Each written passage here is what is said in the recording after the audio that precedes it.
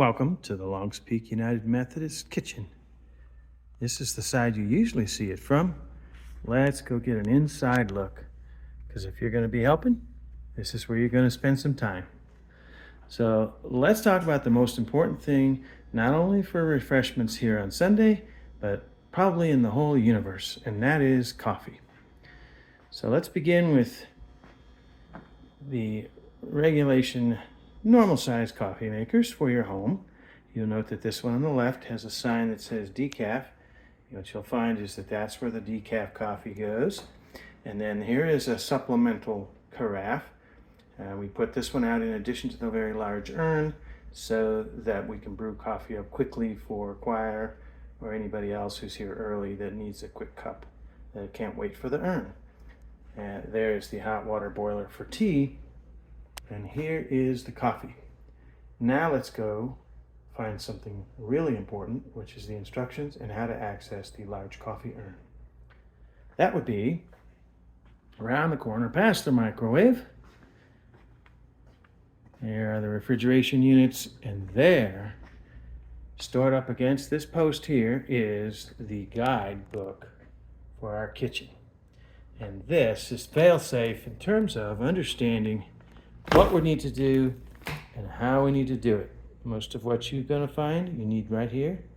Most of what you're going to need, you're going to find right here on page 1. Okay, on to the coffee urn, which is in this large closet.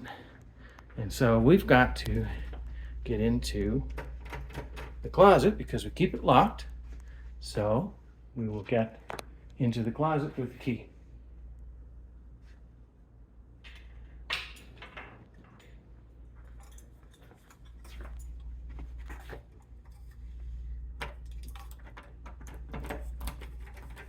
Just turn that key one way or the other, and it's a simple lock mechanism.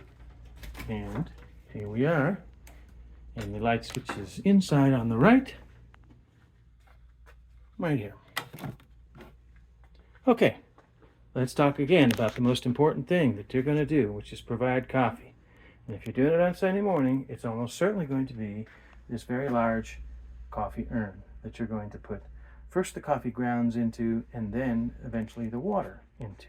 So let's get this thing out of here, and let's go figure out how to put coffee grounds in it, where they come from, and how it's done. We'll take this back over to the counter. By the way, as soon as you get the coffee started, what you're going to want to do to be able to clean dishes later is come over here to the sanitizer, press the on button. You can see you'll get a full screen and a little test pad, and it'll start filling this with water. Yeah, you're going to need to do that right away because this takes some time to heat up and fill up. Back to the coffee. Okay, here we are with our beautiful coffee urn, and we got our little gauge here. It tells us how much we've got left. But for now, we're not going to put water into it. We're just going to take this lid off, take a look down in there, and see that we have a long stem. That's this item right here. We have a long stem which supports this filter.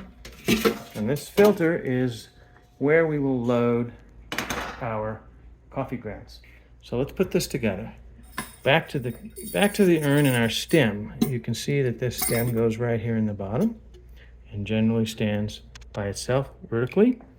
And then take our handy dandy filter, and we find a way to get it. Just takes a little bit of feel to find the stem. You can kind of look underneath there and see. And there we have it now. We have it assembled on our stem. Let's go get the coffee, which is back over here as we mentioned. One thing you do not want to do is you do not want to put decaf in that large, unless you want to revolt, a whole scale revolt. You do not put decaf in there. You put calf in there, which doesn't say calf. It doesn't say decaf, it says nothing. And then we also have Pete's coffee, which I've never used, but I'm sure is fine. Let's take this over here. By golly, let's just go to the manual, just because we can, and see how much. And look at that. We're using the 100-cup coffee maker, which is the large one. The message here is 3 to 3.5 cups of grounds. So let's go back over here, get our handy dandy cup measuring device.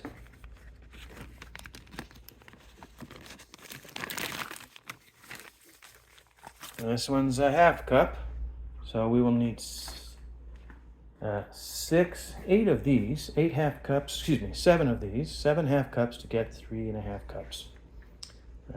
So I'll put this phone down here while I get the coffee out.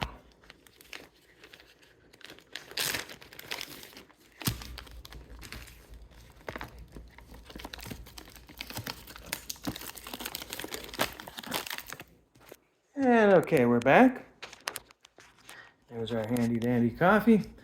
What I like to do, so if I'm going to have spillage, it's just going to spill right into where I'm going. So we'll fill this up with 1/2. Doesn't have to be exact. Just give that a little distribution. And here comes the second half. So we'll be up to 1 cup of our 3.5. And we just try to distribute it reasonably evenly. And now here comes our third half.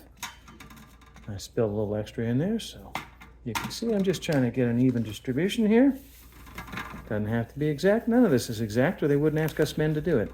Okay, now we're up to 4. We just have 3 more to go.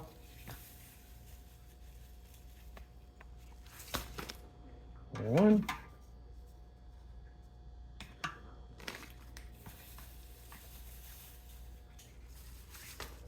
2. And you can just kind of use the bottom of this to spread it around, not have too many gaps. And 1 more.